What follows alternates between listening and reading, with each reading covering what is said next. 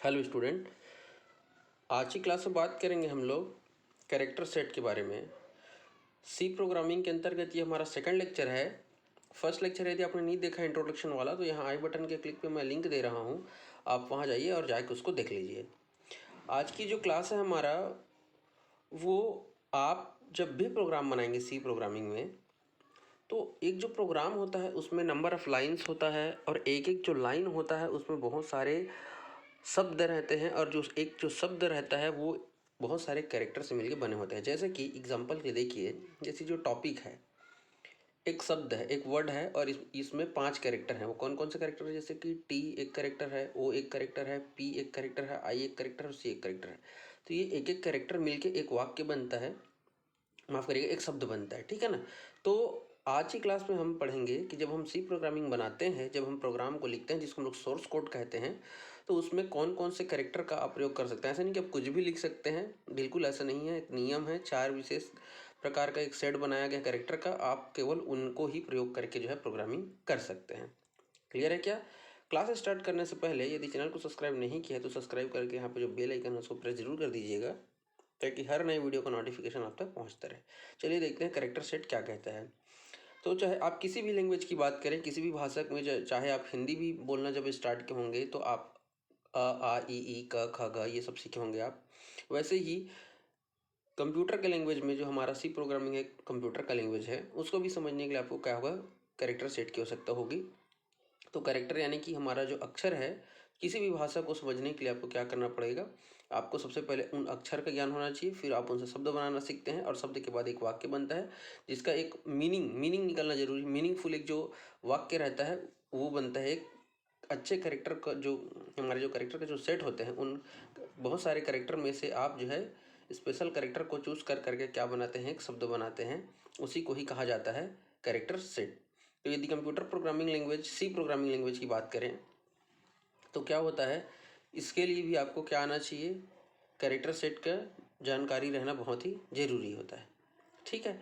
तो और यहाँ पर जो सी लैंग्वेज है उसका जो कैरेक्टर सेट है, चूँकि हम यहाँ पर हमारा जो सोर्स कोड होगा, हम समझते हैं हाई लेवल लैंग्वेज। कौन सी लैंग्वेज समझते हैं हम? High level language. मैंने आपको पहला जो हमारा लेक्चर उसमें एक प्रोग्राम बताया था जिसको हम लोग सोर्स कोड कहते हैं। तो वहाँ पे आप लोगों ने देखा होगा मैं इंग्लिश में ही सोर्स कोड को टाइप कर रहा हूँ, तो वो हाई लेवल लैंग्वेज है। जबकि कंप्यूटर समझता है केवल मशीन लेवल लैंग्वेज को, मशीन लेवल लैंग्वेज को समझता है, मशीन लैंग्वेज को समझता है वो। तो इसके लिए आप जब भी अंग्रेजी भाषा में जब आप सोर्स कोड लिखेंगे, प्रोग्राम लिखेंगे, तो उसके लिए कौन कौन से कैरेक्टर सेट होगा, तो देखिए सी लैंग्वेज में हम कैरेक्टर को एक सीक्वेंस में लिखते हैं। जैसे एग्जांपल के लिए यहाँ पर फोकस करिए, आप सबको पता होगा प्रोग्राम का जो सबसे पहला लाइन होता है जिसको प्री प्रोसेसर कहा जाता है।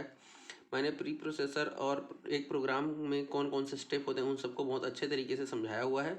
तो मैं आपसे रिक्वेस्ट करूंगा, यदि पहला वीडियो नहीं देखा तो आप प्लेलिस्ट में जाकर पहला वीडियो देखिएगा, फिर आप सेकंड वीडियो को देखिएगा। ठीक है? तो ये देखिए, ये जैसे कि पहला लाइन है हमारा, हैज़ इंक्लूड studio.h। तो इसमें बेटा देखिए जो ABCD है, ये जो आपका ABCD का प्रयोग करके आपको इंक्लूड जो लिखे, तो उसमें एक एक INCLUDE ये सभी क्या आपके कैरेक्टर हैं जो अल्फ़ाबेट का प्रयोग करके बनाया गया है। उसी प्रकार से जो सबसे पहला जो आपका जो लिखा हुआ ये आपका जो हैशटैग है, ठीक है, ये आपका हो गया स्पेशल कैरेक्टर में आ जाता है। उसका जो studio.h के पहले और लास्ट में इस प्रकार से जो हमारा एंगल ब्रैकेट बना हुआ है, ये हमारा एंगल ब्रैकेट कहलाता है। इसी के अंदर हम क्या करते हैं, हेडर फाइल को लिखते हैं। क्लियर है क्या? तो आप समझ रहे होंगे कि कैरेक्टर सेट क्या है, क्यों इंपॉर्टेंट है सी लैंग्वेज के लिए। चलिए आगे बढ़ते हैं। क्या कहता है कि सी प्रोग्रामिंग में आप किसी भी कैरेक्टर का यूज़ नहीं कर सकते हैं भाई। इसके लिए एक नियम बनाया गया है, एक सेट डिफाइन किया गया है, केवल उन्हीं कैरेक्टर सेट का ही प्रयोग करके आप क्या करेंगे, सी प्रोग्रामिंग लिखेंगे। क्लियर है क्या?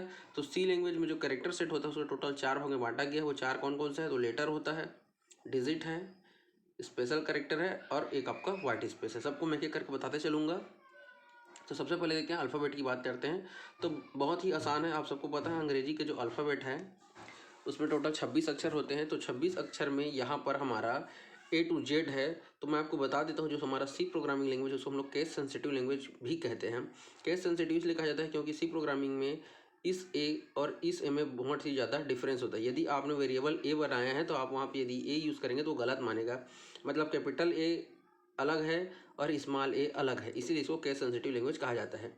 तो सी प्रोग्रामिंग में आप यदि अल्फ़ाबेट यूज़ कर रहे हैं तो वहाँ पर आपको पता होना चाहिए कि आप अपर केस में यूज़ कर रहे हैं कि लोअर केस में। यदि अपर केस में यूज़ कर रहे हैं तो ए से लेकर जेड तक आपका कैपिटल लेटर में लिखा रहेगा और लोअर केस मतलब स्मॉल लेटर में लिखा रहेगा ABCD ऐसा करते जेड तक।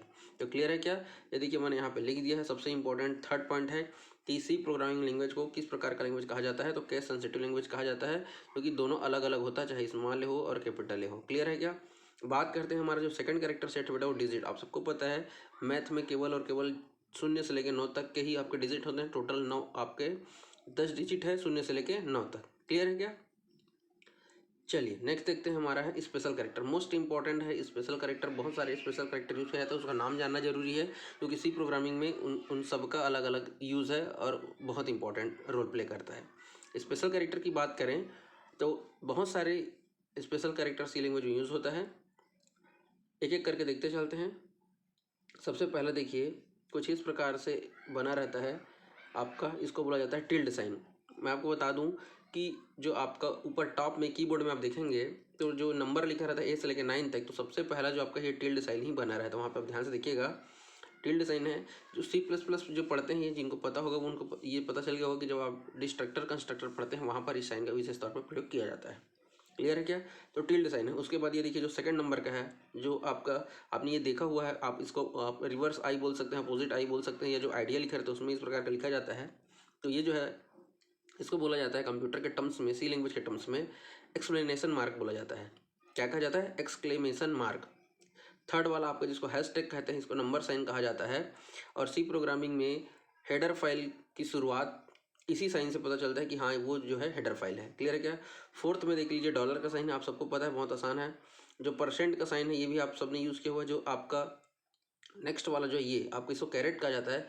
इसको बेसिकली आप लोगों ने देखा होगा कंप्यूटर में, इसको कैरेट कहते हैं। और इसको मैथ के भाषा में इसको हम लोग पावर के लिए यूज़ करते हैं। जैसे यदि यहाँ पर मैं 2 लिखता है तो 2 टू दी पावर, ऐसे जब मुझे 5 लिखना रहता तो मैं ऐसा लिखता, तो ये पावर के लिए यूज़ किया जाता है। ठीक है, और इसको सी प्रोग्रामिंग में इसको कैरेट कहा जाता है। क्लियर है क्या? नेक्स्ट जो आपका है इसको हम लोग वैसे तो एंड के लिए यूज़ किया जाता है, एंड ना लिख के हम लोग ऐसे एंड के यूज़ करते हैं, बट कंप्यूटर के भाषा में इसको M% कहा जाता है। तो आपको याद होना चाहिए जब आप सी प्रोग्रामिंग पढ़ रहे हैं तो उस साइन का पर्टिकुलर नाम क्या है इस लैंग्वेज के लिए। ठीक है, तो उसको M% कहा जाता है। नेक्स्ट साइन देखिए इसको बोला जाता है एस्ट्रिक। इसको सामान्य तौर पर एस्ट्रिक ही कहा जाता है। देखिए कंप्यूटर में कीबोर्ड में यदि आप देखेंगे तो 3 प्रकार का जो है ब्रैकेट यूज़ किया जाता है। इसको हम लोग स्मॉल ब्रैकेट कहते हैं, ये हमारा करली ब्रैकेट कहा जाता है, इसको करली ब्रैकेट कहते हैं, और ये हमारा होता है आपका स्क्वायर ब्रैकेट कहा जाता है। ठीक है, इन तीनों का विशेष यूज़ है।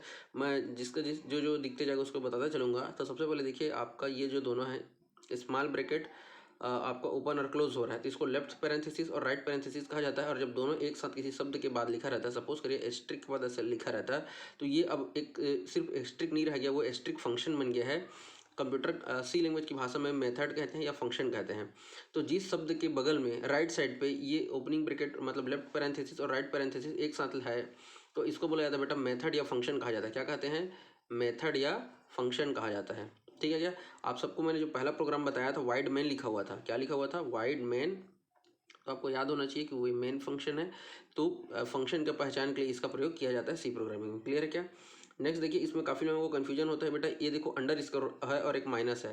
तो मैं आपको बता दूं जैसे कि ये देखिए ये ए है और ऐसे बी है, तो बेटा यदि बीच में लिखा हो एकदम मिडिल में तो वो माइनस का होता है, और जो अंडर स्कोर रहता है वो थोड़ा सा से डाउन में रहता है, इधर नीचे थोड़ा सा मिड के थोड़ा सा नीचे रहता है। तो अंडर स्कोर और आपका जो है माइनस है, तो माइनस आपका हो जाता है अर्थमेटिक ऑपरेटर घटाने के लिए प्रयोग किया जाएगा। और अंडर स्कोर क्या रहता है सी प्रोग्रामिंग में? जब हम लोग आइडेंटिफायर बनाएंगे, आगे आप समझ जाएंगे, यदि पता है तो वेरी गुड है, आइडेंटिफायर क्या है, यदि नहीं पता है तो नेक्स्ट वीडियो का इंतजार करिएगा। दो अलग अलग जो करेक्टर है उनको आपस में कनेक्ट करने के लिए, जोड़ने के लिए जो है अंडर स्कोर का प्रयोग किया जाता है, क्योंकि आइडेंटिफायर में स्पेस अलाउ नहीं है, 2 अक्षर के बीच में आप कभी भी स्पेस का प्रयोग नहीं करेंगे, तो अंडर स्कोर। ठीक है, नेक्स्ट है प्लस का प्लस साइन ही कहते हैं, इक्वल टू साइन कहते हैं, क्योंकि सी प्रोग्रामिंग में एक ऐसा होगा बेटा और एक ऐसा होगा, तो दोनों में आपको डिफरेंस पता होना चाहिए। अगर सिंगल इक्वल है मतलब ये असाइनमेंट ऑपरेटर में यूज हो जाएगा, और जब एक साथ करेंगे तो इसको इक्वल टू कहा जाता है। ठीक है, फिलहाल अभी इसको हम लोग सिर्फ क्या कर रहे हैं, कैरेक्टर की बात कर रहे हैं, तो इसको हम लोग कहते हैं इक्वल टू साइन। क्लियर है क्या? हिंदी में यदि हम आप लोगों ने फुल स्टॉप जो देखा होगा कुछ इस प्रकार से, फुल स्टॉप लास्ट में लाइन को क्लोज करने के लिए, तो उसको हम लोग बोलते हैं वर्टिकल बार। इंग्लिश में सी प्रोग्रामिंग इसको क्या कहा जाता है? वर्टिकल बार कहा जाता है। 2 प्रकार का स्लेश होता है, एक इस प्रकार का स्लेश है बेटा और एक इस प्रकार का है। तो देख लीजिए दोनों में अंतर क्या है। तो आपका जो बैक स्लैश है ये देखिए पीछे की ओर ऐसे जैसे जैसे जा रही है तो ये आपका क्या कहलाता है, बैक स्लैश कहलाता है। और ये आपको ये जो इस तरफ से जो राइट साइड जा रहा है उसको हम लोग केवल स्लैश कहते हैं। क्लियर है क्या? इसलिए जहाँ पे आप कन्फ्यूजन हो सकते हैं उसको मैंने एक साथ लिख दिया है। ये देखिए माइनस और में और अंडरस्कोर में लोगों को कन्फ्यूजन होता है, और स्लैश और ब्लैक स्लैश में। ठीक है, चलिए नेक्स्ट देखते हैं। ये देखिए एपोस्ट्रॉफी क्या होता है, जैसे कि आप लोग यूज़ करते हैं, जैसे कि राम और राम्स ऐसे लिखते हैं ना, तो आप जैसे देखिए राम केवल ये राम है, और यहाँ पे जैसे राम्स करेंगे तो यहाँ पे ऐसे समझ रहे हैं क्या, इस प्रकार से राम का। आप अगर अंग्रेजी ग्रामर की बात करें तो यहाँ पे ये जो एपोस्ट्रॉफी लगता है ये आपका होता है सिंगल ऐसे ऐसे लगता है। ठीक है ना, इस प्रकार से रहता है ये। अब देखते हैं ये जो हमारा करली ब्रैकेट है उसका प्रोग्रामिंग भाषा में इसको कहा जाता है लेफ्ट ब्रेसेस कहा जाता है और राइट ब्रेस कहा जाता है। ठीक है, और यदि विशेष रूप से इसको देखें तो आप सबको पता होगा, मैंने लास्ट क्लास में बताया था कि ये मेथड की बॉडी के लिए इसका प्रयोग किया जाता है। यहाँ पे आप मेथड लिखेंगे कुछ भी, जैसे मेन फंक्शन है तो मेन फंक्शन है तो हम उसके लिए क्या यूज़ करेंगे बेटा, जैसे मेन लिखेंगे। और फंक्शन कैसे पता चलेगा, जब आप स्मॉल ब्रैकेट का यूज़ करेंगे, लेफ्ट पैरेंथेसिस और राइट पैरेंथेसिस।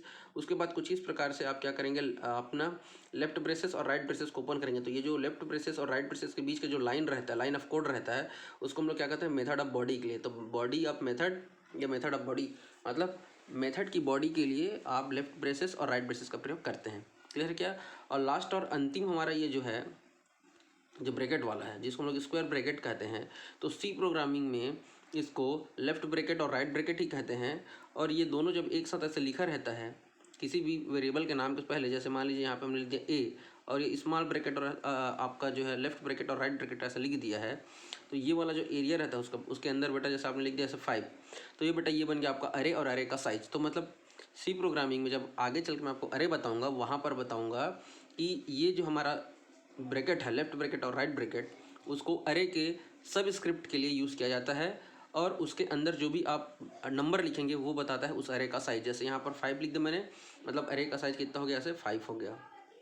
तो मेमोरी में इसको क्या चाहिए, 5 आपका ब्लैंक स्पेस वहाँ पे क्रिएट हो गया है, और उसको डेटा टाइप के हिसाब से उसको नंबर दे दिया जाएगा। कुछ चीज़ें आपको बाद में समझ में आएगी, कुछ चीज़ें बस आप नोट करते चलिएगा। ठीक है, नेक्स्ट देखते हैं। यहाँ पर लोगों को यहाँ पर काफ़ी कन्फ्यूजन होता है। एक होता है बेटा कोलोन, जब ऐसे 2 बिंदु ऊपर नीचे रहता है तो कोलोन कहलाता है, और एक बिंदु के बाद ऐसे जब आप उसका थोड़ा सा लेफ्ट की ओर से घुमा देते हैं तो वो बन जाता है सेमी कोलन। तो फंक्शन, ये देखिए ये फंक्शन का पहचान है।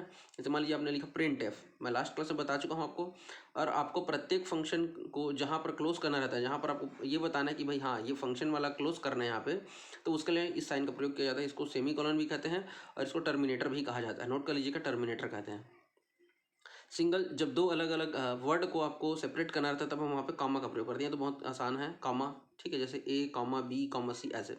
ठीक है, और जो डॉट रहता है, यदि हम जैसे मान लीजिए 12 पॉइंट ऐसे 5 लिखते हैं जैसे ये, ठीक है, ये जिस फ्लोट के लिए यूज़ किया जाता है, तो वहाँ पर जो डॉट कहते हैं उसको यहाँ पर पीरियड कहते हैं। ठीक है ना, चलिए नेक्स्ट देख लेते हैं।